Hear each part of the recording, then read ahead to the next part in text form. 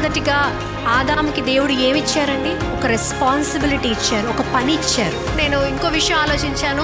ఆ యొక్క Naomi, Ruth ఇద్దరు కూడా ఆ యొక్క ఊరు వదిలి బెత్లెహేంకి వెళ్ళినప్పుడు మొట్టమొదటిగా రూత్ ఏం చేసిందండి? ఒక వివాహం కోసం చూసిందా? ఏం చూసింది? పని చూసుకుంది, ఒక రెస్పాన్సిబిలిటీ చూసుకుంది. ముందు నిన్ను నువ్వు చూసుకోగలిగితేనే కదా నువ్వు ఇంకొకరిని నీ జీవితంలో ఆహ్వానించగలవు. నీ ఇల్లు నువ్వు కట్టుకోలేకపోతే ఇంకొకరికి నువ్వు ఎలాంటి ఆశ్రయం ఇస్తావు?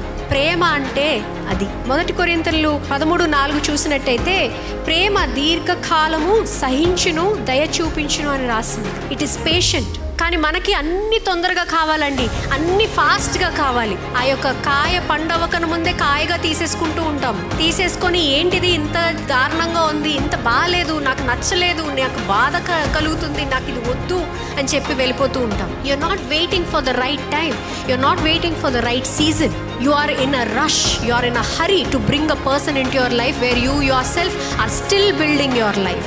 What is that? Are you looking for a marriage today? మేమిద్దరం కలిస్తే మా యొక్క ఆస్తి పెరుగుతుందని చూస్తున్నారా? లేకపోతే నేను ఈ వ్యక్తిని పెళ్లి చేసుకుంటే నేను ఇంకా పనే చేయక్కర్లేదు, హ్యాపీగా బతకచ్చు అని చూసుకుంటున్నారా?